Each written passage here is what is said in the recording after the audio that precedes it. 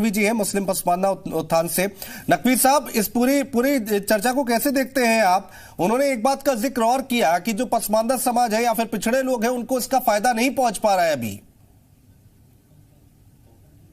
देखिए, खिसियानी बिल्ली खंबा नोचे से ही बात को आगाज करूंगा कि जब वो मौजूदा सरकार में, जब पिछली सरकार में भाई साहब मंत्री थे, तो उनको उस टाइम होश नहीं आया इस चीज का कि वक्फ की संपत्तियों का क्या होना है, मदरसों का कल्याण कैसे होना है, अल्पसंख्यक समुदाय का कल्याण कैसे होना है, पसमानदा और अशरफ के बीच। आज मौजूदा सरकार में जब वो दानिश आजाद अंसारी साहब को मंत्री बना पसमानदा समाज के, तो अब उनको एक खलबली मच गई, एक बेचैनी सी हो गई है कि एक पसमानदा समाज का व्यक्ति कहीं पे एक प्रदेश अध्यक्ष बन गया है, एक मंत्री बन गया है, तो बहुत बेचैनी और खलबली अपने शासनकाल में। उनको ये 5 साल में याद नहीं आया कि वक्फ की संपत्तियों का सही से सदुपयोग होता है कि नहीं होता है, वक्फ की संपत्तियों की जांच हुई या नहीं हुई। अभी मदरसे पे आ गए थे, कुछ समय पहले सर्वे होने लगा, मदरसों को भी जब सर्वे किया तब ऐसी कोई चीज हो नहीं पा पाए जैसे उन्होंने लगातार पत्रावली। अब उनके पास वो पत्रावली मंत्री हो गए, पहले वो बयान मंत्री थे, अब वो पत्रावली मंत्री हो गए, बार बार जांच के आदेश दिया करते हैं कि अब इसकी जांच हो जाए, अब उसकी जांच हो। जब 5 साल आप सत्ता में थे, जब 5 साल आप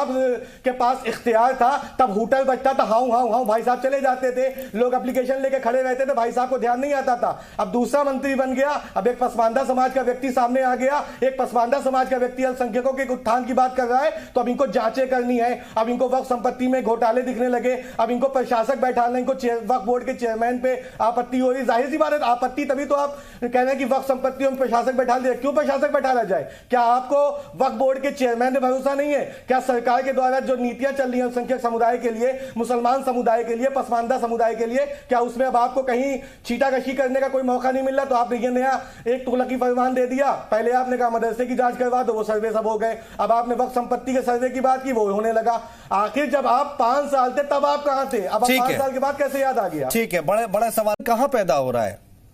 देखिए, समाजवादी पार्टी को तो वैसे भी मुसलमान समुदाय ने पहले ही ठुकरा ही दिया है, तो वो अगर वो चले गए हैं पर डिबेट से तो कोई नई बात नहीं है, क्योंकि सत्ता से भी वो चले जा चुके हैं। और दूसरी बात ये आती है कि उत्तर प्रदेश की अगर हम बात करते हैं तो उत्तर प्रदेश में 16,500 के आसपास शिया वक्फ बोर्ड की प्रॉपर्टी है और सुन्नी वक्फ बोर्ड की प्रॉपर्टी औसतन 1,74,000 है। तो जब हम इन सर्वे को हम जो है मैपिंग कर रहे हैं, सैटेलाइट मैपिंग चल रही है हर वक्फ संपत्ति की मैपिंग में 8,790 के अप्रोक्सीमेट मैपिंग हो चुकी है कि वक्फ संपत्ति कहां पे अंकित है। अचानक से मोहसिन भाई को जब हमारे अचानक से याद आता है तो चिंता का विषय यह बनता है कि भाई साहब जब सत्ता में थे, जिस समय आपके पास हुकूक थे, इख्तियारात थे, तब आपने इन चीजों पे कभी संज्ञान लेने की कोशिश नहीं की। तब आप विभिन्न धार्मिक कार्यक्रमों में पहुंच जाते थे, कभी मंगलवार को मंदिर में पहुंच जाया करते थे, लेकिन जब आपको वाकई में अल्पसंख्यक की सुनवाई करनी थी तब आप कुछ नहीं कर दिए। अब दानिश आजाद से आपको यह तो प्रॉब्लम है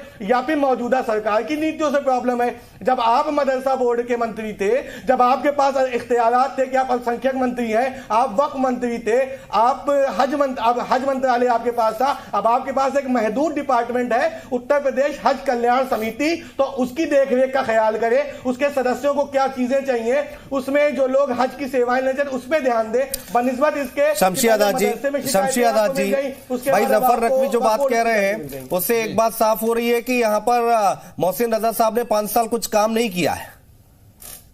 उनको लगा होगा कहीं पर कि वह बोर्ड में इस तरीके की कमी है। नेशनल मीडिया में कभी इस मुद्दे पे बात हुई जब ये 17 से 22 रहे कि किस संपत्ति की जांच होनी है, जफर नकवी साहब बोल रहे हैं। सवाल चिंता का विषय ये है कि अचानक से 22 के बाद कैसे याद आ गया?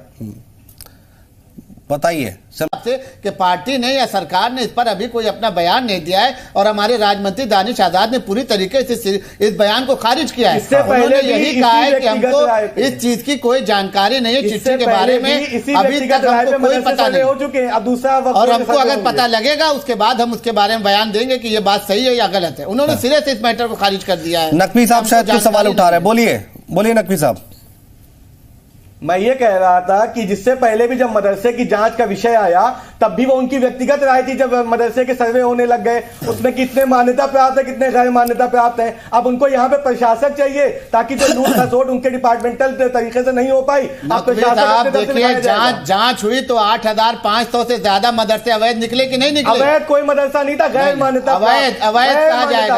अवैध वो चीजें हैं जो किसी की जमीन पर, मदरसा बोर्ड जो सरकार से, आप भी मुसलमान हैं और आपको ये पता होगा कि शरीयत में अगर कोई चीज छुपा कर की जाए तो वही चीज अवैध है। सरकार से आप अपने दस्तावेज को छुपाए हैं, इनकम आप अपनी छुपाए हैं, स्टाफ को आप छुपाए हुए हैं, जगह दूसरे की है, कब्जा दूसरे का है। एक ही बिल्डिंग में पार्टी के सम्मानित नेता से मैं बोलना चाहूंगा कि आपके मदरसा बोर्ड के चेयरमैन ने नेशनल चैनल्स पे ये चीज बोला कि अवैध कोई मदरसा नहीं प्राप्त हुआ, अवैध मान्यता प्राप्त मदरसा। इन्होंने देखिए जो चीजें सरकार के मानक के अनुरूप अगर पाई जाती है तो उनको अवैध कहा जाता है। सीधी सी बात है, अब उसको अवैध कहा जाए। 587 मदरसे अनुदानित है। अंग्रेजी में लीगल कह लीजिए या हिंदी में अवैध कह लीजिए। गैर मान्यता प्राप्त है तो उसमें अवैध कहां से? मान्यता की बात नहीं है, मान्यता।